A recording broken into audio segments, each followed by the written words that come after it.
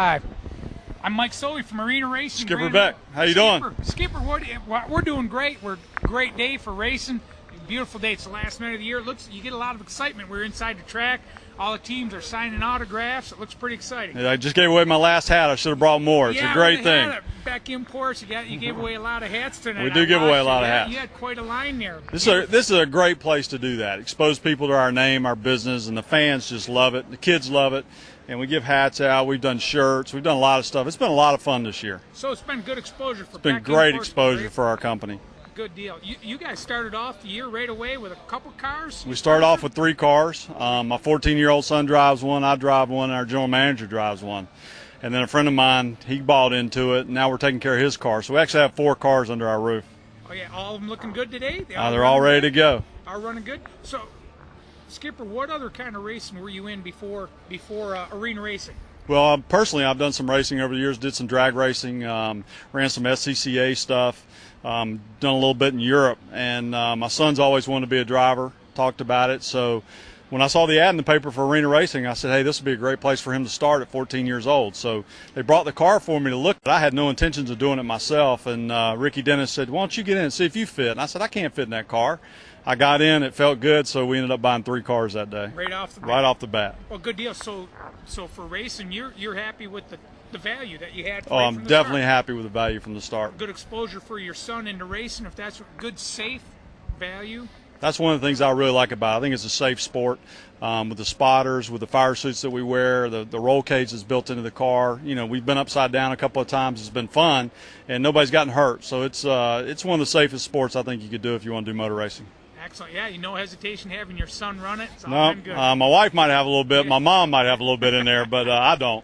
So, today we talked to one of your drivers earlier, and a few other drivers. They're looking forward to as much tonight, the excitement of tonight, even being the last, as they are looking forward to next season. Yeah, I think we're all looking forward to next season. I put a new paint scheme on my car for tonight, a new driver's uniform for tonight, just because I'm excited about next year and getting going. And I hate to see it come to an end. I wish we could just keep going and do it every weekend. Oh, excellent. It's a great thing to do on Saturday night with your family. What would you say for a team starting out? What would you say for starting out? What would you say? What kind of advice could you give a young team starting out?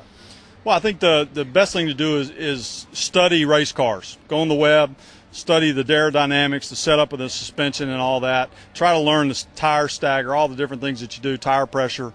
Learn those things. That will help the car handle better. It's the same engine. And the way they have the rules, there's no cheating basically. So it's all driver skill other than the setup of the suspension. So you want to be up on your suspension knowledge or have somebody on your team that's pretty good with suspension. But other than that, it's just driver skill and put it to the floor and go. Yeah, it looks like driver skill, the car setup, even with your team, looks like 4 cars, 4 different setups. We do. Everybody likes everything a little bit different for each car. We mix it up a lot. So it's kind of like, I guess, the big boys. They have teammates, but at the same time, they don't tell everything. So tonight I was over there looking under Richard's car, and they kind of shooed me away. Didn't want me to see what they were doing. So right. Everybo's got their own little secret. We don't share tire pressure, so that tells you right there that there's competition among us. Even among your own even team? Even among my son. Yeah, we got it. So we're going to run it, and that's it. He was behind me today in the heat race, and I said, if you bump me, you're going to sit in the car, and I'm going to race tonight. You feel this is for somebody starting out, if you want your son or daughter to get into it, you say this is a good way to go. This is a way to go, and I think the cost is controlled by the rule book. You don't have a lot of guys cheating it. So the costs are controlled. You have a great fan base here. A lot of people coming. They cheer for you each week. They come the next week, hey, great driving, or whatever. So it's an exciting thing for the family. Well, speaking of in the stands and in the crowd, tonight you have 4 spotters. You working with the same spotter each week, have you been? I have been, yes. Pretty much everybody's had the same spotter unless somebody was out of town or something. But, yeah, you get used to what the spotter's telling you, so you want to kind of keep the same guy. Everybody on the phones as well, even everybody together, or just? No, we have different frequencies for all the cars. All 4. Yeah. So will you listen in when they're running? If I'm not in the race, I'll usually take my radio, and I've got all 4 channels on my radio. I won't let anybody else have that. So, I can listen in. I can listen in. See if the car's running loose or tight. That's right. See how it's going.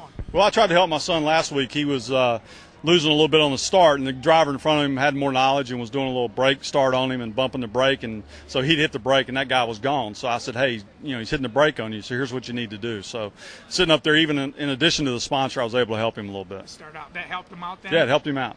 Good deal. Skipper, what would you say the investment, if somebody wants to start out, what kind of investment do you have to start one team up, one car? Well, I think it's a little bit of how far you want to take it, with like your paint jobs, with the equipment that you have in the pits. The first night we showed up down here, and we're in the car business, but we showed up and we looked around, we didn't even have a tire gauge. So we realized how far off we were, and the next 2 weeks we spent gathering up equipment. You got to have a good set of wrenches and basic tools to work on the car if you break something. But beyond that, then it becomes how much exposure you want to give in your paint job, and do you want to roll around toolbox or do you want to carry the stuff in here, things like that. So I think you could take it as far as you want to take it. But basically, I think after you buy the car, I think you could go the season in tools and equipment probably for a couple of grand with no problem. And then somewhere, just depending on how good the drivers are, parts for the car, spindles and bumpers and stuff like that. Every week you might spend 50 or 80 or $100 or something in parts, but that's great. it. So do you keep a few parts? You have 4 cars. We do. We keep some spare parts. We've been an axle a couple of weeks ago, and we decided to keep a whole assembly because it's too hard to take the axle apart, in between a race and get ready for the next race. So we put the whole assembly together so that we can drop 4 bolts, stick the whole axle assembly up under the car and go. So that's an advantage of having, a little money invested in parts that we could still make the show. If we didn't do that, we wouldn't have time to do it. So the tools and the investment and everything, still a good investment. Still a good investment. I think, it's hard to measure the exposure you get, and people see your name, they see you driving, and, one of these kids is going to get a contract from one of these big name companies to drive a car for them. Somebody's going to come in here and realize the value and put a sponsorship on a car and not pay a lot for it that they may have to pay somewhere else. Does your team keep a spare motor? We do not have a spare motor. We had one. There's only been one motor break all year long, and that was last race, and it was one of our cars. So you've been able to keep the same engine. So we've had the same engine all season. 4 cars. Except for one race. Well, that's great. And to tear it down and put new rings in it and put it back together was about $300. Oh, so even on the one motor, all the races that you've done, was a $300 bill. Yeah, $300 bill to rebuild it and put it back together. A little bit less than tearing down a NASCAR exactly. motor on a rebuild. Exactly. We know that. That's exactly. Great. You guys have 4 cars. The 4 cars, we see the beautiful paint job, the one we just walked away from. Thanks for taking the time out. What do you do? Do you display those cars through the off season or during the season? Well, we haven't really had an off season yet. This is our first summer coming up as an off season, but I had the Bobcat sponsorship on my car all year long, and that body, I'm redoing it right now, and I plan on taking my car to the arena, and they'll leave it at the basketball arena some during the summer for other events. We'll put my uniform on a mannequin, and it'll just be on display down there. Our 2 dealership cars, the Beck Imports cars, we'll have those on display at the dealership. Like we have a service clinic coming up in a couple of weeks. We'll put it on display there. We'll take it to a few festivals and stuff, maybe where we take show cars and stuff like that. And then David with Interstate Electric, he's going to put his over at his office and park it out front so when people drive by and, instead of just a sign, they see the car too, so he hopes it gets their attention. So working with Arena Racing on that end of it, the cost-wise, are you happy with that, with Arena Racing? Yeah, I'm very happy with Arena Racing. I think it's a great deal. I think it's been a lot of fun. Once the track got good, the parts issue went way down, so we weren't breaking spindles and bumpers and some of those things. Everybody's racing has gone up level, so that's really been good. I think the biggest thing is continue the safety aspect of the sport. I've asked them next year to put the race receivers in there, which is a yellow light that comes on when they throw the caution. So because the cars are a little hard to see out of for a guy my size, and I'm using a wraparound seat, so I have very limited view in there. So with the light coming on the dash when the caution comes out, that's something that they can do for safety. And they're taking that information in. And they're looking at it for next year. So we try to feed them the stuff that we think is important.